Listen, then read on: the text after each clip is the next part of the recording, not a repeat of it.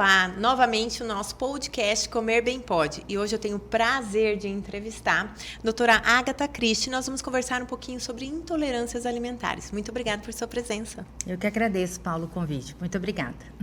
Agatha, conta para nós, um pouquinho da sua história. Para chegar hoje gastroenterologista, para hoje a gente fazer exames de intolerância alimentar. Conta para nós um pouquinho. Bom, eu sou formada aqui na Faculdade Federal de Mato Grosso do Sul. Depois eu fiz residência em clínica médica e gastroenterologia clínica. Continuei fazendo residência em endoscopia digestiva e depois também me apaixonei por motilidade, onde a gente tem a oportunidade de estudar as doenças motoras do aparelho digestivo, os quadros de intolerâncias e, na realidade, a neurogastroenterologia, né, que hoje está sendo muito falada. Então, né, é uma outra paixão e eu tenho embarcado nesse meio. Que legal. Muito, muito legal. E aí a gente sempre tem uma grande discussão na ação e nutrir, na relação de comer, na questão de intolerâncias e alergias, né? Que a gente observa muito isso daí. Qual que é a diferença dessas duas hoje no dia a dia que a gente observa? Bom, basicamente, a alergia é quando nós temos uma reação imunomediada, né? Então, reação de antígeno e anticorpo. Então, o antígeno pode ser considerado alguma coisa que nós nos alimentamos e o organismo interpreta como um inimigo. Então, ele produz anticorpos contra aquela determinada situação, né? Então, a partir dessa produção de anticorpos, essa reação que é desencadeada com toda a cascata imunológica, isso é um padrão alérgico. Já a intolerância é quando há uma deficiência de alguma enzima, de algum receptor, de algum carreador, onde não há digestão, vamos dizer assim, de determinado alimento. E como é que a gente sabe se a pessoa tem uma intolerância, uma alergia? Como que a gente sabe? São testes diferentes, né? E o quadro clínico, às vezes, é semelhante.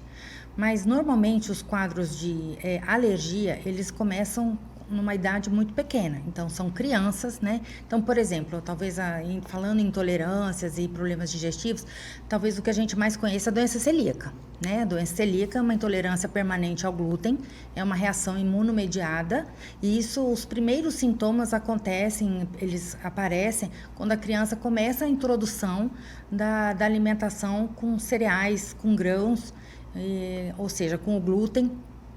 E aí começa a ter os primeiros sintomas. Então, com essa sintomatologia já no bebê, é que se desperta para um quadro de alergia. Assim também como a PLV, que é a alergia à proteína do leite de vaca.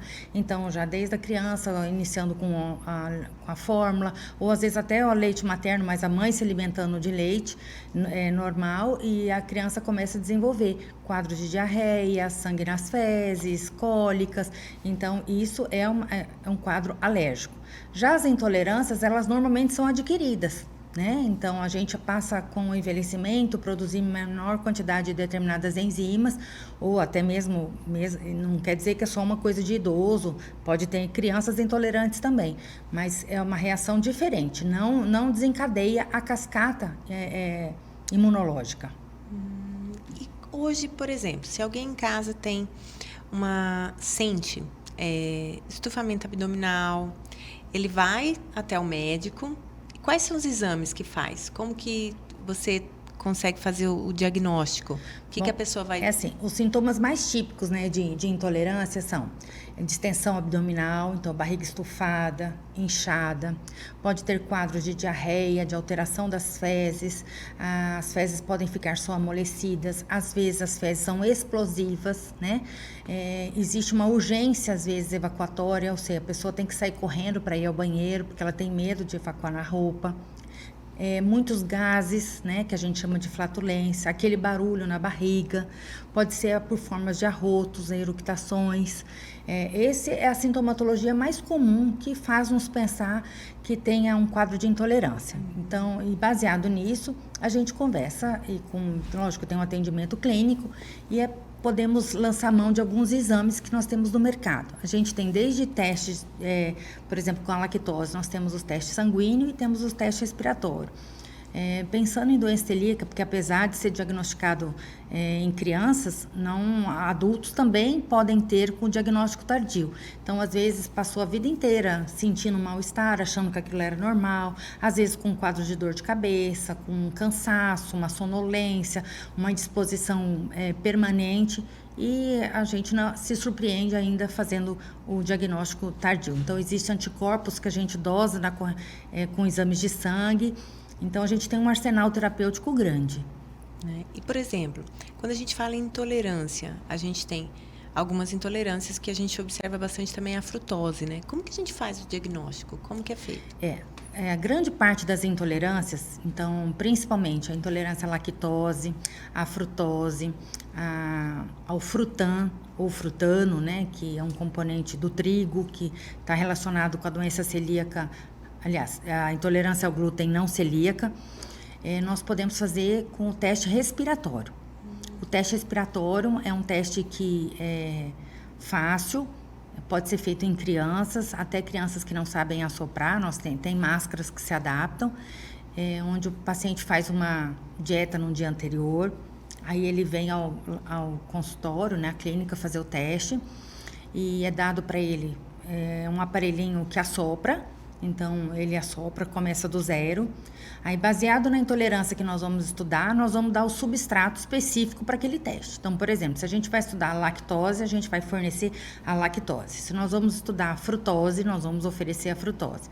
Se nós vamos estudar o frutan, a gente vai dar o frutan. E aí, a partir desse momento que ele ingere, ele continua soprando com intervalos pré-determinados e isso vai ter uma curva. Então, a gente vai medir o grau de hidrogênio expirado durante de 120 a 180 minutos. E aí, com essa curva que vai ter, a gente vai ter dizer se é intolerante, se não é intolerante, se tem má absorção ou não tem má absorção. E quem em casa tem dúvida, dói? O teste? Não, é um teste como se fosse encher uma bexiga. Então, na realidade, é um aparelhinho que não pega veia. Então, para as crianças, por exemplo, que é muito comum fazer o teste de tolerância à lactose, não precisa fazer o sanguíneo. Inclusive, o teste respiratório é considerado padrão ouro. O que é padrão ouro na medicina? É o melhor exame para aquela determinada diagnóstico, para aquela determinada doença. Então, não pega veia, não tem agulha. A única coisa que tem é tomar a medicação, o substrato. Então, ele vem, assopra o aparelhinho, tem um bucalzinho, é totalmente estéreo, assim, o paciente não entra em contato com nada, é um aparelhinho como se fosse microfone, é colocado um adaptador, um bucal de papelão estéreo, e onde ele assopra, ele só assopra, então ele vai assoprar, vai poder mostrar daqui a pouquinho para vocês uma foto do aparelhinho. Então, o paciente assopra, e aí com isso vai aparecer no visor, na tela do aparelho, o número, em números, o hidrogênio expirado. Então, como que acontece a leitura? As bactérias nossas do intestino, ela se alimenta de carboidrato, normalmente. E o que nós fazemos? Nós estamos estudando um carboidrato, seja lactose, seja frutose, seja o frutan. E quando chega a nível intestinal, essas bactérias se alimentam desse carboidrato que nós estamos dando. No caso das intolerâncias, o que acontece? O carboidrato vai chegar assim inteiro, sem ser absorvido, porque ele não está tendo ou a enzima que quebra ou o receptor que aceita. As bactérias vão digerir esse carboidrato e vão liberar o hidrogênio. Esse hidrogênio que é liberado, ele é captado por esse assopro, porque ele cai na corrente sanguínea, ele é um gás e a gente vai medir. Então, se houver um aumento desse hidrogênio, significa que nós somos intolerantes àquele determinado substrato que nós estamos estudando. E uma outra coisa que a gente também faz com esse exame, é uma coisa que todo mundo já deve ter ouvido falar, é o supercrescimento bacteriano do intestino delgado, que a sigla que é muito comum, muito usada é o SIBO, que é uma sigla americana, mas para nós brasileiros é supercrescimento do intestino delgado. É uma colonização no nosso intestino delgado, que é o intestino fino, por uma superpopulação de bactérias. Sejam as nossas boas, que a gente já convive, seja pelo uso excessivo de probióticos, de prebióticos, seja por um crescimento desordenado ou por uma colonização de uma flora que não é a nossa, né? Ou seja, por micro-organismos que estão ali produzidos em excesso. E eles também. Então, quando a gente vai dar um carboidrato sabidamente que nós não absorvemos, que é a lactulose, aí nós damos a lactulose e a gente sabe então que esse carboidrato não é digerido, não é absorvido por nós humanos, e eles se alimentam, e aí a gente vê também a curva do hidrogênio expirado. Muito legal. E todo mundo está lá em casa, beleza, descobrimos que temos uma intolerância. Como que é feito esse tratamento? O tratamento, na realidade, é baseado na nossa deficiência. Então, por exemplo, no caso da lactose, optar pelos produtos que não tenham lactose, vai desde a retirada da lactose, mas não é obrigatório retirar totalmente. Nós temos hoje no mercado produtos zero lactose, que são produtos que já têm a enzima lactase na sua fórmula, né? Então, a pessoa pode se alimentar. E fica confortável. Fica confortável, porque é como se esse alimento já viesse pré-digerido. Então, eu costumo brincar que, no caso de quem é intolerante à lactose, a lactose é um veneno e a enzima lactase é um antídoto. Então, se toda vez que nós ingerirmos o veneno e nós tivermos o antídoto, está neutralizado, não tem problema nenhum. E, de outra forma, ele pode se alimentar com alimentos não sendo zero lactose? Pode, mas aí ele vai ter que tomar de uma forma externa a enzima que ele não produz suficientemente. Que tem para vender. Que tem para vender, que são enzimas que tem no mercado, que são as enzimas lactase. E aí, como eu falei, então vai tomar, por exemplo, um sorvete, né? Vai comer um estrogonofe, uma pizza, que todas têm queijo. Então, ele vai tomar a enzima lactase juntamente com o alimento contendo lactose, para que seja neutralizado desde a hora que ele ingere. No caso da frutose, por exemplo, aí a gente precisa de vocês, nutricionistas, né? Porque o tratamento é retirar toda a frutose da dieta por 30 dias e depois reintroduzi-la de uma forma devagar, lenta e progressiva, mas não ultrapassando 25 gramas por dia. Então, isso aí é muito difícil para nós, gastroenterologistas ou clínicos, a prescrição. A prescrição. Então, aí a gente sempre recomenda, encaminha para que vocês, nutricionistas, nos ajudem, né? E assim são as outras coisas. Então, depende se a gente tem a enzima externa ou se a gente faz a retirada e aí a sua reintrodução de forma lenta. E no caso do supercrescimento, é tratamento antibiótico. Mas tudo tem um jeitinho. Tudo tem jeito. Então, ninguém vai ficar sem comer. Tudo hoje a gente consegue, através do processo clínico, reabilitar a pessoa para uma convivência social e uma vida normal, né? Com certeza. Mesmo a doença celíaca, que é uma intolerância permanente, que não tem enzimas para que nós possamos dar, hoje o arsenal da indústria alimentícia é bem diferente de 30, 40 anos atrás. Super. Então, a gente tem farinhas... Mix, né, de farinha, sem glúten. Temos farinhas de várias naturezas, tem farinha de arroz, já dá para fazer. Hoje em dia nós temos até pizzarias em Campo Grande que já fazem as pizzas sem glúten, já existem massa de macarrão sem glúten. Então hoje já não se passa mais tão apertado, ou tão a criança, o adolescente, ou o adulto já não é mais tão privado do convívio social, né? Exatamente, como era antes. E não é tão ruim. Antigamente as misturas todas tinham um paladar péssimo, né? Há 10 anos atrás, Deus é pai. Hoje não. Hoje a gente consegue ter uma semelhança muito grande, né? Então, a gente consegue ter uma convivência normal. E não é só isso também, né? Antes, assim, quem sabia cozinhar esse tipo de alimento eram poucas pessoas. Hoje em dia, né, com a explosão da internet, né, com a viralização dos vídeos, dos Reels, né, do YouTube. Pão que eu fui fazer sem glúten. Exatamente. Deus, então hoje tem tutorial para fazer receita. Todos os acompanhamentos, né? Você consegue até ver o visual, ver que aquilo é apresentável, é satisfatório. Então, hoje em dia já tem restaurantes com cardápios para intolerantes à lactose, para alérgicos à proteína do leite de vaca, para celíacos. Então, tudo, as né? coisas têm se modificado. Então, hoje já não tem sido mais tão difícil. Que bom. E me diz uma coisa, se alguém em casa está com todos esses sintomas há vários anos, há tempos, e continua resistente ao acompanhamento, ao tratamento, não trata, não quer saber, isso é prejudicial? O que pode evoluir esse não tratar, esse não se cuidar? Depende muito, por exemplo, se nós formos falar em doença celíaca, como eu falei no início, é uma doença imunomediada. Né? Nós produzimos anticorpos contra nós mesmos frente ao antígeno que está entrando, que é o glúten. Então, existe um prejuízo grande, porque existe a destruição das células intestinais, né? Os vírus intestinais são...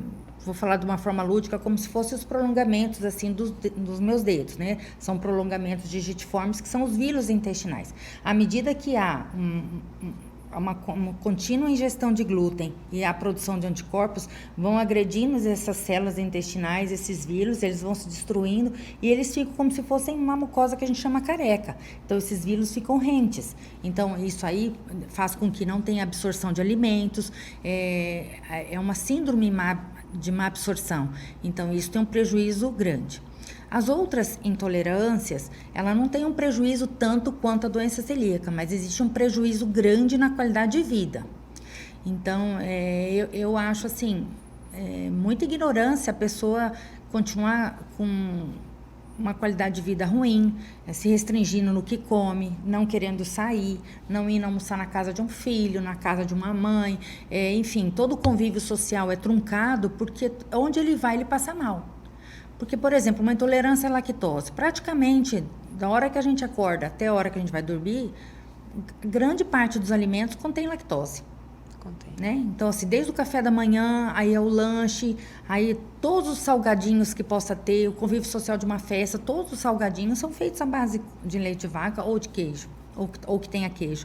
Então, se ele sabe que ele é intolerante, ele tem a possibilidade de tratar com uma enzima, ele pode frequentar todos esses ambientes sem sofrimento.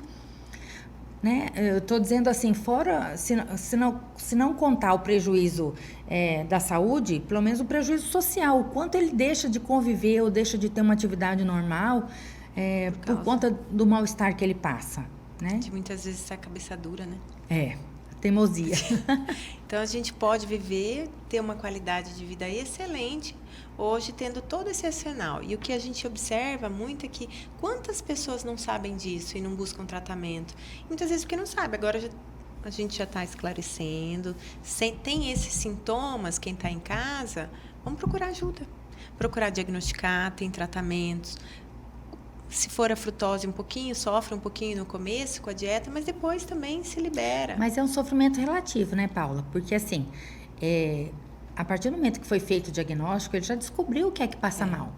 Então, mesmo, talvez o sofrimento pela não ingestão de determinado alimento, mas a qualidade, o que ele ganha na qualidade de vida, como eu falei, assim, o bem-estar é impagável. Né? Então, assim, a pessoa não sofre porque ela está se sentindo muito bem. E a gente vê muito isso em algumas, principalmente em criança, né? A criança ela vai deixando de comer determinados alimentos sozinha, porque ela já percebe que aquilo passa mal. Então, ela passa a dizer, não gosto, eu não gosto. E aí, quando você descobre que ela era intolerante ou ela tinha uma dificuldade, aí a gente entende. Ela fala que não gostava porque ela sofria, porque causava um prejuízo na saúde dela. Muito legal, né? Muito legal.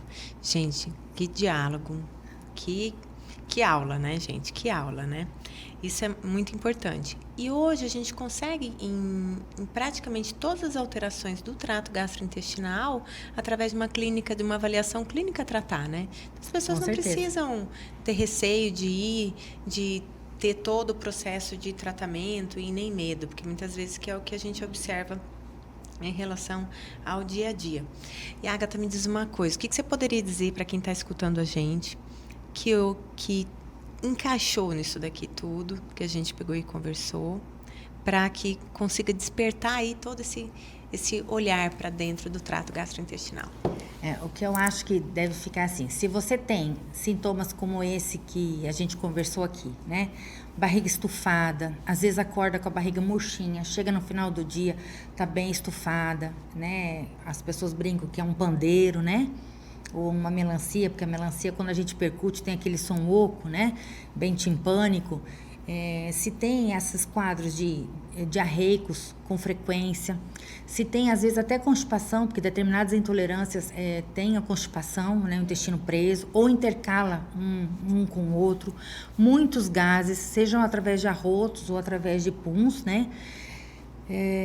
Então, se você se encaixa nisso, procura um médico, procura um gastroenterologista, né, ou um clínico, diz que você acha que você tem uma suspeita.